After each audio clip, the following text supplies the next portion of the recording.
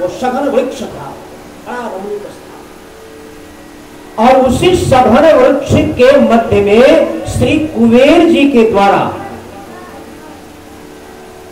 एक वट वृक्ष वहां लाकर लगाया गया था। और उसी वट वृक्ष के नीचे एक तपस्वी गौर वर्ण का शरीर, बड़ी बड़ी जटाएं, पद्मासन मुद्रा में विराजमान और बैठे।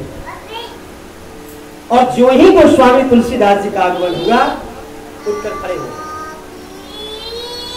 क्योंकि उनके गुरुदेव ने कहा था कि बेटा, कभी कालांतर में एक विशिष्ट कार्य के लिए एक विशिष्ट विभूति महर्षि वाल्मीकि के अवतार गोस्वामी तुलसीदास जी का इस स्थान पर पदार्पण होगा, तब तक आप यहां बैठ करके भजन करो।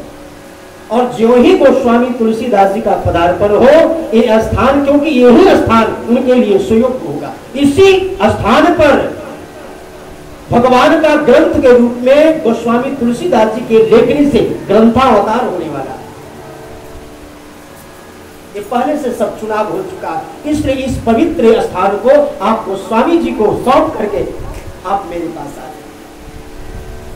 उसी समय वो विशाल महापुरुष, बड़ी बड़ी जटाएं, गौर वर्ण का, कमल सदृश नेत्र, भजनानंदी महापुरुष और उठकर खड़े और गोस्वामी तुलसीदास जी के चरणों में प्रणत हुए, आइए आइए भक्त, आप ही की प्रतीक्षा में लगे। और फिर उसी वेदी पर गोस्वामी पाद को विराजमान करके अंतर ध्यान हुआ। उसी राम चौड़ा पर वट वृक्ष के नीचे फिर गोस्वामी जी के द्वारा सरल ग्राम्य भाषा में रामचरितमानस की रचना प्रारंभ। तो रामचरितमानस को समझने के लिए मैंने केवल एक सूत्रात्मक मैंने चित्रण किया कि किस परिवेश में इस ग्रंथ की रचना हुई। दूसरी बात कि जब गोस्वामी जी रचना करने के लिए बैठे, नवमी तिथि थी, पुनर्वसु नक्षत्र, अभिजित मुहूर्त, कर्क लग्न, शुक्रवार योग, दीन मंगलवार, नवमी तिथि, मधुमास, चैत्र महीना, मध्य दिवस। तो प्रथम भगवान श्री माता पार्वती और हनुमान जी, स्वयं श्री गणेश जी, माता सरस्वती, सनकादिक कुमार सब प्रकट हुए, सब प्रकट। और सबसे बड़ी बात कि 2 वर्ष 7 महीना 26 दिनों में जब संपूर्ण एक ग्रंथ का लेखन विश्राम हुआ। अच्छा, बड़ा अद्भुत विश्राम भी हुआ है। लेखन तो प्रारंभ हुआ नवमी तिथि से और विश्राम हुआ ठीक जिस दिन भगवान की विवाह तिथि है, अगहन सुदी पंचमी। इसका भी एक कारण है।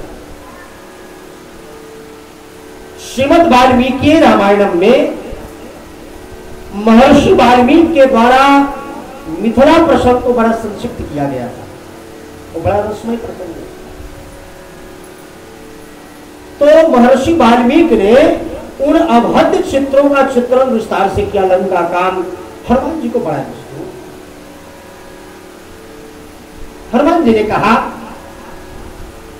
हे महर्षि वाल्मीकि, जहां इतना रसमय प्रसंग मिथिला रस भूमि प्रेम की होती है, जहां स्वयं 9 से नवल वरवेश धारण करके वो अखिल ब्रह्मांड नायक ही दुल्हा बनकर आए,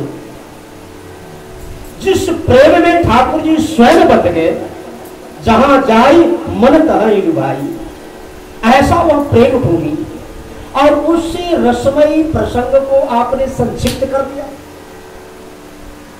ये बहुत बड़ा अन्याय है। और सबसे बड़ी बात कि उस रामावतार में उस भगवान के उन रसमय लीला को दर्शन करने के लिए मैं भी प्रकट हो गया था। मुझसे रहा नहीं गया, मैं परम ब्रह्मचारी हूं, लेकिन फिर भी चूंकि इतना रसमय लीला है मिथिला का, इसलिए मुझसे रहा नहीं गया और मैं भी उस मिथिलानियों के साथ मिथिला की प्रेम भूमि में इस शरीर से मैं फिर एक स्त्री शरीर धारण करके स्वामी हनुमान जी ही श्री चार शिला जी के रूप में प्रकट हुए, सखी रूप में, अली रूप में, भगवान को दिव्य लीला दर्शन किया और उसको आपने संक्षिप्त कर दिया। इसलिए अब मेरी आज्ञा है कि आपको पुनः जब गोस्वामी तुलसीदास के रूप में आप प्रकट होंगे तो और प्रसंगों तो आप संक्षिप्त करो, लेकिन मिथिला प्रसंग को खूब विस्तार से आप। और इसीलिए गोस्वामी जी ने श्री मिथिला जी के प्रसंग को नगर दर्शन वाल्मीकि रामायण में नहीं है, कुशवाटिका प्रसंग नहीं है, आदि आदि प्रसंग, लेकिन विवाह का भी बड़ा गौर किया है। लेकिन रामचरितमानस में इतना विस्तार से गोस्वामी जी ने चित्रण किया मिथिला प्रसंग। और क्या करना है, वर्णनी न जाई, श्री मिथिला जी के सौंदर्य शोभा को कौन वर्णन कर सकता है। ये प्रकरण में हम लोग आएंगे तीसरे दिन, ये तीसरे दिन के पारायण में कथा आएगी। तो आप इसलिए तो गोस्वामी जी को पटल पर ध्यान था, विवाह प्रसंग विस्तार से लिखना है भगवान का मिथिला प्रसंग। इसलिए गोस्वामी जी की जब लेखनी उठी तो 9वीं भौम बार मधुमासा 9वीं तिथि से प्रारंभ करते और 2 वर्ष 7 महीना 26 दिनों जब पूर्ण हुआ तो उसने विवाह पंचमी था। विवाह क्योंकि वही चिंतन हो रहा था कि भगवान के विवाह लीला जो रसमय लीला है मिथिला प्रसंग, इसको विस्तार से मेरे को चित्रण करना। तो 2 वर्ष 7 महीना 26 दिनों में ये रामचरितमानस ग्रंथ को गोस्वामी पाद ने विश्राम दिया। 9 मानवा 7 इसके सोपान बनाए गए और 9 पड़ाव दिया।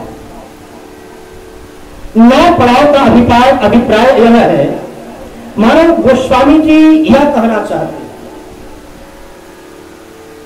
कि रामचरितमानस में जहां जहां 9 गोस्वामी जी ने वर्णन किया है, जहां जहां गोस्वामी जी 9 अंक को संकेत किया है, वहां कोई विशेष महत्वपूर्ण बात होना है,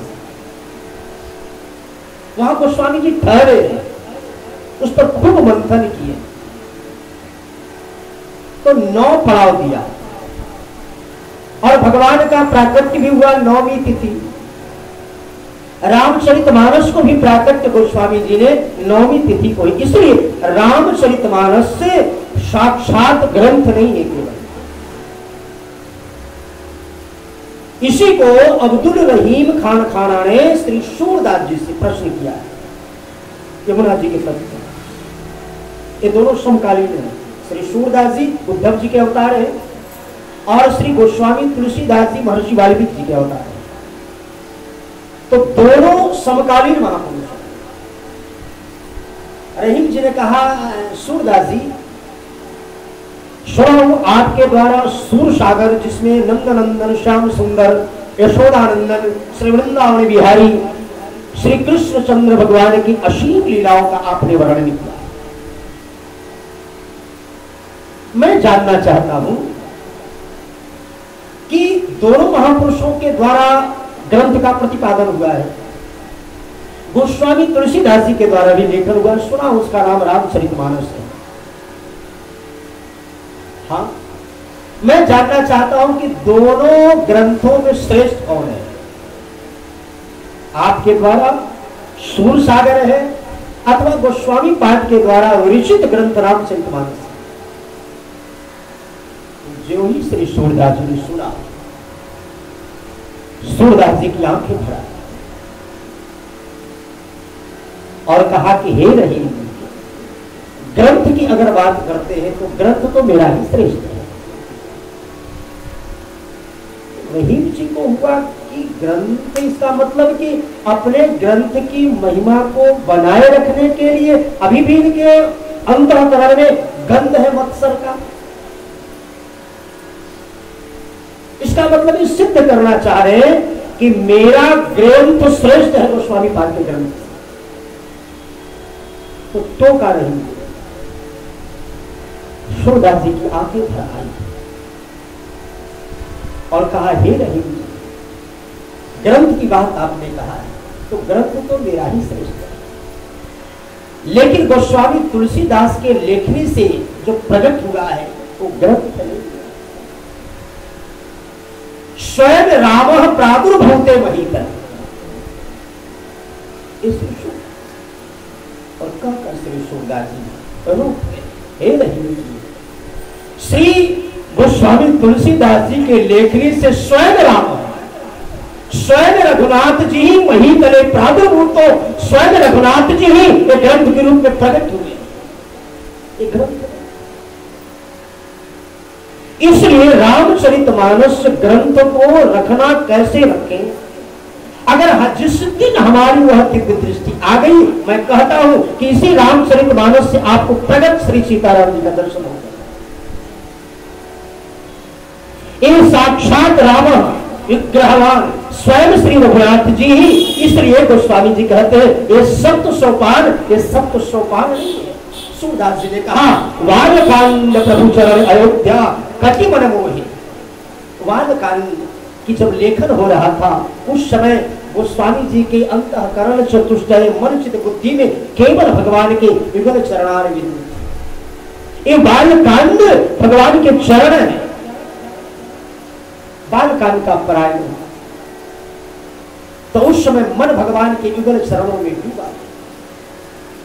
ए बालकांड रामचरितमानस जी के प्रत्यक्ष श्री रघुनाथ जी के युगल चरणार बिंदु। अयोध्या कति मन मोहि, और अयोध्या का श्री रघुनाथ जी के राम जी के एक कमर है कति, क्योंकि बालकांड में नहीं अयोध्या कांड में ही एक मुहावरा आप लोग सुने हैं ना, कमर कसना, मतलब किसी काज के लिए तैयार हो जाए। तो अयोध्या कांड में राम जाहि बन राहि तज हो ही सकल सुरकाज। जिस कारण भगवान का इस भूतल पर पदार्पण हुआ था, उन देवताओं को कार्य करने के लिए अयोध्या कांड में कमर कस के भगवान जंगल को निकल पड़े। प्रसन्नता में आनगता विजयता ममले वनवास दुखता।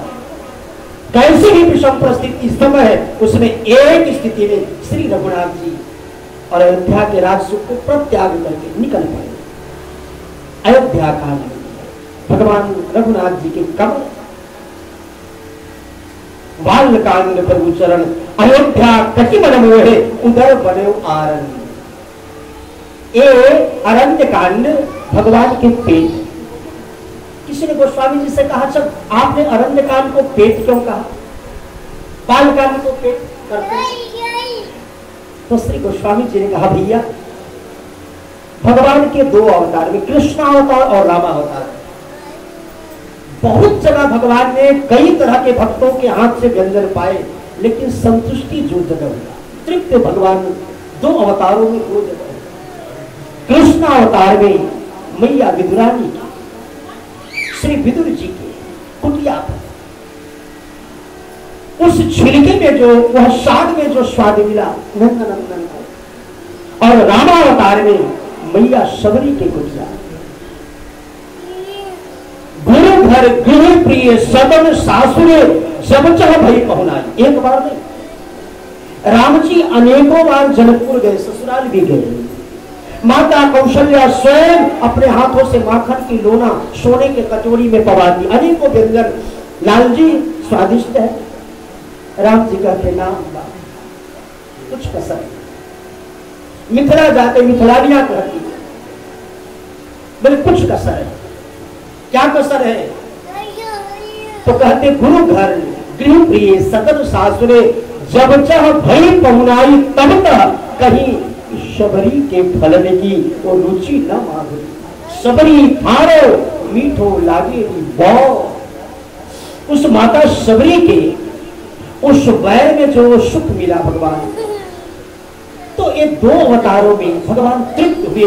इसलिए यह माता सबरी जो मिली और माता सबरी के कुटिया पर भगवान ने उनके हाथों से जो वैर चखा, ये अरण्य कांड में इसका दर्शन होता है। इसलिए गोस्वामी जी कहते हैं ये अरण्य कांड भगवान का पेट है। बाल कांड प्रभु चरण अयोध्या कति मन मोहे उदर बनो आर। अरण्य कांड हमारे रघुनाथ जी का पेट, हृदय किसकिंदा। फिर गोस्वामी जी से प्रश्न हुआ आपने किसकिंधा कांड को हृदय कहा राम जी का? गोस्वामी जी ने कहा अच्छा एक बात बताओ, हृदय कहाँ होता है? मध्य में होता है, चरण कमर पेट, बीच में हृदय, और फिर ऊपर कंठ मुख मस्तक, तीन ऊपर तीन नीचे, बीच में हृदय होता है। हाँ, और यह तीन नीचे और तीन ऊपर, ये सबके मध्य में हृदय। अच्छा, हृदय सबसे छोटा होता है, बड़े नाजुक होते हैं। हाय। इसीलिए मैं किष्किंधा कांड को 3 कांड पहले है, 300 कांड, बाल कांड, अयोध्या कांड, अरण्य कांड और बीच में किष्किंधा को रखा। फिर सुंदर कांड, लंका कांड, उत्तर कांड। जैसे हृदय मध्य में होता है उसी प्रकार से किष्किंधा को हृदय में रखा गया। दूसरी बात, हृदय बहुत छोटा नाजुक सुकोमल होता है और जितने आप सोपान देखें, कोई 361 का, सब बड़े बड़े सोपान है, लेकिन संपूर्ण सोपानों में अगर सबसे कम दोहा में कोई सोपान है तो किष्किंधा कांड है, मात्र 30 दोहा, ये सबसे छोटा है। तीसरी बात जो सबसे महत्वपूर्ण की बात, इस रामावतार में बाल्यावस्था में विचरण के बाद, बाल्यावस्था में जब भगवान के द्वारा बाल लीला हो रही थी, तब उस समय हनुमान जी ऋषमुख से आए, 2 बार आए। एक बार तो भगवान शिव के साथ बंदर बनकर आए, माता पार्वती बनरिया बनकर आई नृत्य करने। स्वयं एक तरफ से भगवान शिव मदारी बने और हनुमान जी को बंदर बनाकर लाए और अपने प्यारा आराध्य श्री रघुनाथ जी के सामने महाराज चक्रवर्ती दशरथ जी के मन में सिंह द्वार पर तो चारों भैया राम लक्ष्मण भरत शत्रुघ्न सरकार के छोटे छोटे कर कमल है, छोटे छोटे पद कमल है, अभी घुघराले अलकावली है, कमल सदृश नेत्र है, लाल लाल कपोल है, अभी ठीक से बोलते भी नहीं है लाल जी। और उसी समय आकर के और सिंह द्वार पर जब खड़े हुए तो देखते ही अपने प्राण आराध्य को और श्री हनुमान जी नृत्य करने लगे। और जो ही हनुमान जी नृत्य करने लगे तो अपने भक्त श्री हनुमान जी को नृत्य करते देख करके सारे बंधन को तोड़कर श्री रघुनाथ जी भी नृत्य करने लगे। दोनों भक्त और भगवान गले गले, दोनों का विश्रम हुआ। भगवान उन 16 वर्षों 15 वर्ष के किशोर अवस्था में राम जी विश्वामित्र जी के साथ जनकपुर गए। हनुमान जी जाना नहीं चाहते। भगवान ने कहा कि हनुमान लौट, प्रभु आपका वियोग कैसे मैं सहन करूं? पर फिर तुम्हारा, मैं जैसे तुम मेरे वियोग को नहीं सहन कर सकते, मैं भी तुम्हारे वियोग को नहीं सहन कर, इसलिए तुम्हारे कारण मेरे को वन लीला करना पड़ेगा। एक मर्यादा में है, इसलिए मर्यादा पुरुषोत्तम, ये मर्यादित लीला है, मेरे साथ आप वहां जा नहीं सकते। परम ब्रह्मचारी है, मिथिला की लीला को मैं जानता हूं, वहां सखियां विनोद करेगी, बहुत तरह के हास्य विनोद, कौतुक विनोद प्रमोद प्रेम, वह चारों का दर्शन होगा, कौतुक भी होगा, प्रमोद भी होगा, विनोद भी होगा और प्रेम भी होगा। और उसमें तुम्हारा प्रवेश नहीं, तुम विचलित हो जाओ। हो सकता है सखियां तुमको रोक दे, हो ब्रह्मचारी तुम्हारा प्रवेश नहीं है, वहां द्वलियों का प्रवेश है, तो फिर आपका वियोग कैसे मैं सहन करूं? बोले तुमको फिर हमारा तुम्हारा मिलन होगा और इसके लिए हे बजरंगी मैं वन लीला रचाऊंगा, फिर हमारा तुम्हारा मिलन किष्किंधा भी होगा। जाओ, गुरुदेव की आज्ञा का पालन करो, क्योंकि सूर्य पुत्र है सुग्रीव जी और भगवान सूर्य से विद्याध्ययन किया हनुमान जी, तो गुरु दक्षिणा के रूप में गुरु पत्र की रक्षा के लिए हनुमान जी वहां विराजमान है, ऋषमुख। लेकिन दोनों नेत्रों में मात्र दुनिया की नहीं, दुनिया को रचना करने वाले जगदीश अपने प्राणाराध्य भगवान की दर्शन की प्रतीक्षा लिए हनुमान जी बैठे। और हृदय में कौन है? राम लखन सीता मन बसी। श्री हनुमान जी के हृदय में सतत श्री रघुनाथ जी विराजमान, मानो हृदय है। तो राम जी हनुमान जी के हृदय हैं और हनुमान जी राम जी के हृदय, ये दोनों हृदय हैं। और दोनों हृदय और हृदय का जो मिलन हुआ इस राम अवतार में, अद्भुत मिलन, वो फिर किष्किंधा में हुआ। इसलिए गोस्वामी जी कहते हैं इस किष्किंधा कांड को मैं हृदय कहता हूं, ये किष्किंधा कांड हृदय, यहाँ हृदय और हृदय का मिलन। तो बालकांड प्रभु चरण अयोध्या तटि मन मोहे, उदर बनो आरण्य हृदय किष्किंधा। सुंदर ग्रीवा, सुंदर कांड श्री रघुनाथ जी के कंठ है, सिंहनाद कर बारी मार। ये सुंदर कांड राम जी के ये शंख है, ये कंठ है। मुखारविंद लंका कही गाय, जाग निशाचर आदि सब कटक समाये। और गोस्वामी जी ने दर्शन कराए। भगवान जब रामलीला कर रहे थे लंका में, तो रावण कुंभकर्ण को जब सदगति दिया, उद्धार किया भगवान ने, भगवान के तर्कस से बाहर निकल करके जब रावण और कुंभकर्ण को भेदन किया, तो उस कुंभकर्ण और रावण के उस पंचभूत शरीर से एक तेज निकला और तास तेज प्रतिपदन समाना भगवान के मुख में समाहित हो। वो स्वामी जी कहते हैं कि भगवान पतित पावनत्व वाली मार्ग से आकर के ये पतित रावण को भी उद्धार कर दिए। इसलिए उस पतित रावण का भी जो तेज था वो भगवान के रूप में समाहित हो गया। उसका उसी दुरात्मा पापात्मा को भी भगवान ने वह गति दिया जो बड़े बड़े योगियों को दुर्लभ था। इसलिए अरण्य कांड तो भगवान के मुख है, ये युद्ध कांड में जाग निशाचर आदि सब कटक समाये। उत्तर मस्तक कांड ने सोची। ये उत्तर कांड क्या है? उत्तर कांड भगवान के पवित्र मस्तक। अच्छा, गोस्वामी जी से लोगों ने कहा कि आपने उत्तरकांड को पवित्र मस्तक क्यों कहा? गोस्वामी जी ने कहा इसलिए कि एक कार्य आज से लगभग 40 वर्ष पूर्व 27 वर्ष की अवस्था में श्री चक्रवर्ती दशरथ जी राम जी को युवराज बनाना चाहते। उस समय भगवान 27 वर्ष के, और जो रामलीला करके भगवान लौटे हैं, राजलीला के उपक्रम कर रहे हैं, तो उस समय भगवान राम जी 41 वर्ष के, लगते नहीं 41 वर्ष के। भगवान सतत किशोर अवस्था में बने रहते हैं। अवस्था हो गई 41, लेकिन हमारे राम जी सतत कौमार किशोर अवस्था में बने रहते। तो राज बैठ किन्ही बहुलीला,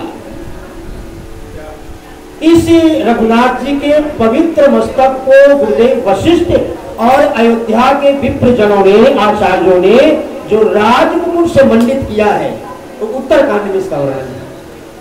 अयोध्या में तो बना योजना लेकिन सफल नहीं।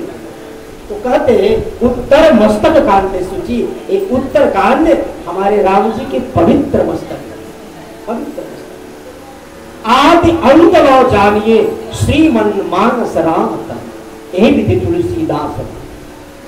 गोस्वामी जी कहते हैं कि बाल कांड से पर्यंत उत्तरकांड एक शब्द सोपान नहीं है भगवान के साथ श्री अंग। जिस दिन हमारी यह दृष्टि आ जाए, हमको इसी मानस से एक हमारे श्रीधाम अयोध्या जी में वशिष्ठ कुंड पर एक महात्मा रहते, बड़े विलक्षण महात्मा, और उनका नियम था कि नित्य 4 घरों से वो मधुकरी करते, 5वां घर में नहीं जाते। 4 रोटी का टुकड़ा लाते, और उन 4 रोटी को टुकड़ा ला करके पहले कोई अपने साथ विग्रह नहीं रखते थे, न शिला विग्रह न अर्चा विग्रह, केवल रामचरित मानस जी की एक छोटी पोथी रखते,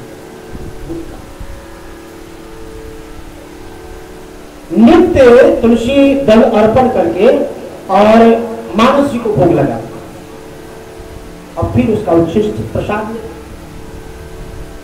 कई तरह के लोग होते हैं। कुछ लोगों ने कहा बाबा सभी लोग कोई ठाकुर जी को रखते हैं, आप शालिग्राम भगवान को ही रख लो, अर्चा विग्रह कोई धातु रूप में रख लो, लाल जी को, जो भी आपकी उपासना के अनुरूप उपास्य का सृजन मन में हो रख लो।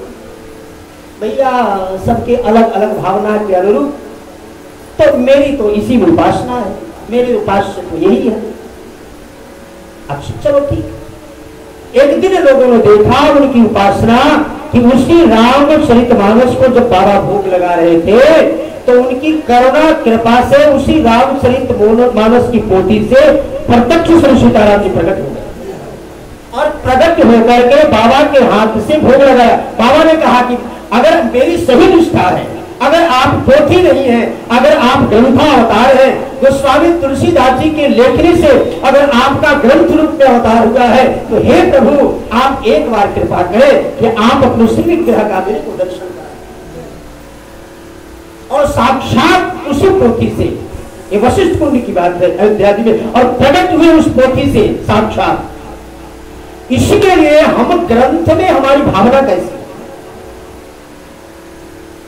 श्री सुखदेव जी के आंखों में इसीलिए जब पूरी कथा भागवत को परीक्षित जी को जब सुनाए तो श्री सुखदेव जी की आंखों में अश्रुपात पूरे डबडबा गए। श्री सुखदेव लोगों ने कहा कि महाराज आप परम योगी हैं, परमहंस हैं। शायद लोगों ने सोचा कि दुख का दक्षिणा कम मिली होगी, दुख का आंसू है। लेकिन जो आंसू था उस आंसू को पढ़ने वाला, समझने वाला वो तो कोई अलग जिसकी दृष्टि होगी वही समझ सकता। श्री सुखदेव जी ने कहा कि दुनिया की कामनाओं के आंसू नहीं है, ये आंसू इसलिए है कि मैं अब कल्पना कर रहा हूं कि श्रोता बहुत कथा भी होगी, कथा भी मैं सुनाऊंगा तो और व्यासपीठ कथा सुनाएगी, लेकिन आगे वाले पीढ़ी में, आगे भविष्य में परीक्षित के शरण को श्रोता मिलेगा। मैं उसकी दृष्टि देखा जब मैंने परीक्षित से पूछा कि तुमने मैं 7 दिनों तक जो कथा सुनाई ठीक ठाक से सुना, तो परीक्षित ने कहा अराधि निधनो हरि, साक्षात अराधि निधन श्रावित लक्ष्य में। हे महाराज शुक्र, मैंने ग्रंथ को नहीं बल्कि इस ग्रंथ में साक्षात नंद नंदन को सुना। ये दृष्टि ग्रंथ में जिस दिन श्री परीक्षित सुन रहे थे, लेकिन वह उनकी दृष्टि पोथी नहीं थी, भागवत की पोथी में मेरे सामने साक्षात नंद नंदन बैठे थे, यशोदानंदन बैठे। ये जिस दिन श्रोताओं में दृष्टि हो जाए वो ग्रंथ से ही देखो, कथा वक्ता नहीं कर, वक्ता व्यासपीठ से कथा नहीं कर सकते। रामचरितमानस ही आई। जब माता पार्वती ने 14 प्रश्नों की जिज्ञासा करी है वट वृक्ष के नीचे एकांत में दिगंबर बैठा है, और 14 सूत्र जब निकले भगवती माता अन्नपूर्णा पार्वती के मुख से, तो उनके इसे, क्योंकि कथा जो सकल देखो निज सुख के लिए नहीं, परमार्थ में नहीं, केवल अपने लिए नहीं जीते, स्वांतः सुखाय नहीं, केवल विश्व का कल्याण नहीं जीते, विश्व के कल्याण, साधु विश्व कल्याण के लिए जीता है। तो माता पार्वती केवल अपने लिए नहीं, कथा जो सकल, एक प्रश्न पर बाबा विश्वनाथ बलिहारी 14 सूत्र निकला। जब माता पार्वती ने कहा कि कथा जो सकल लोक हितकारी सोई पूछन, जागोलिक जी कहते हे भरद्वाज, जब देवी पार्वती सब प्रश्न कर रही थी, मौन थे भगवान शिव, और जो ही कहा कथा जो सकल लोक हितकारी, हे विश्वनाथ मैं वह कथा पूछना चाहती हूँ जिसमें विश्व का कल्याण, आप मेरी वह कथा सुनाइए। और जब यह कथा, जब यह तत्व को, यह सिद्धांत को, जब यह प्रश्न को सुना, तो विश्वनाथ गिरो और धन्य धन्य गिरिराज कुमारी कह पड़े, बाबा विश्व तुम धन्य हो देवी, धन्य हो, धन्य हो। कथा जो सकल, तो माता पार्वती के उस जिज्ञासा ने उस ग्रंथ से भगवान शिव के हृदय में पूरा ग्रंथ ही प्रकट हो गया, पूरा ग्रंथ प्रकट हो गया। हरि ही रामचरित सब आए, पूरे रामचरित्र का जितने सांगोपांग चरित्र था बाबा विश्वनाथ के हृदय में प्रकट हो गया। कहो देवी ध्यान से सुनो, सावधान, अब जो, क्योंकि तुम्हारे कारण जो मेरे भाग्य में यह ग्रंथ प्रकट हुआ है, ग्रंथ नहीं साक्षात रघुनाथ जी प्रकट हो गए। अब सावधान हो जा, एक बार भूल हो चुकी है, अब सावधान होकर सुनो। और हमारा व्यासपीठ प्रत्येक जगह सावधानी किया है, और इस सावधान सूत्र को अगर श्रोता ठीक से जीवन में उतार लिए तो कलिमल हरणी मंगल करणी तुलसी कथा सिद्धांत उतरेगा। अब क्या बताऊं, पारायण में हम सबको चल एक सूत्र गोस्वामी जी महत्वपूर्ण, केवल एक सूत्र लू रामचरितमानस का तो महीनों व्याख्या होगी, केवल एक सूत्र, वर्णा राम नो मानवा, केवल एक सूत्र को लिया जाए तो महीनों इसी पर चर्चा हो, इतना सूत्र। और फिर गोस्वामी पाद ने यहाँ 7 मंत्र को रखा संस्कृत वाणी में, क्योंकि एक मर्यादा।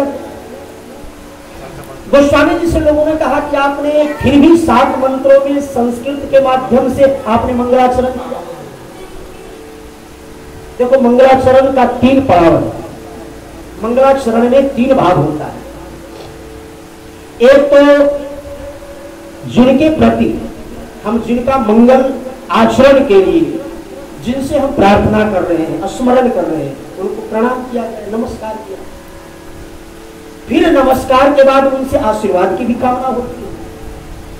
और जिस वस्तु के लिए हम नमस्कार कर रहे हैं, किसी देवी देवता को, वो वस्तु को रखना हो।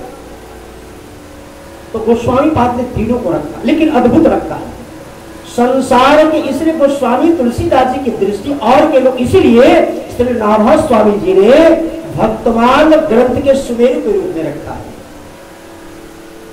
सभी तो भक्त हैं, सतयुग से लेकर कलयुग तक ये सब माला में पिरोए हैं नाभा स्वामी जी ने, लेकिन सुमेरु किसी भी माला में प्रधान होता है। किसी भी माला में अगर सुमेरु ना हो तो माला किसी काम का नहीं। अच्छा, सुमेरु क्या है? मणिया श्री भगवंत है। ये जितने इसमें मणियां लगे हैं, ये तो सब भगवान के भक्त हैं। और शुभ सुमेरु गुरुदेव, माला में सुमेरु जो होता है, आप ऐसे दर्शन करो तो किसी भी माला में जब हम रुद्राक्ष की माला बनाते हैं अथवा तुलसी की माला बनाते हैं, तो उसमें एक आचार्य हमारे सुमेरु, ये मेल होता है सुमेरु सभी माला में। ये माने कहते हैं कि सभी भक्त हैं, और सभी भक्तों को भक्ति रूपी सूत्र में पिरोए, माने भक्तों के हृदय में भक्ति है, महारानी है। और शुभ सुमेरु गुरुदेव, ये गुरुदेव है, और खुदना श्री भगवंत है। भगवान और भक्तों के मध्य में ही गुरुदेव विराजमान होते हैं। और यहाँ गोस्वामी तुलसीदास जी की, इसीलिए जब सबकी वंदना किया है तो अद्भुत वंदना है। गुरु तत्व के प्रति जो गोस्वामी जी की निष्ठा है वो अवर्णनीय है। देखो, सदगुरु कभी भी अतीत नहीं होता है। जिस दिन हमारी बुद्धि सदगुरु के प्रति अतीत में चली जाएगी, उस दिन हमारा पतन का मार्ग खुल जाएगा। हम कहीं भी भटक सकते हैं। सदगुरु सतत वर्तमान है, सदगुरु अतीत नहीं होता। जिनकी दृष्टि में सदगुरु सतत वर्तमान है, सदगुरु सतत हमारे साथ है। अतीत में थे गुरुदेव, ऐसा नहीं, गुरुदेव है। इसलिए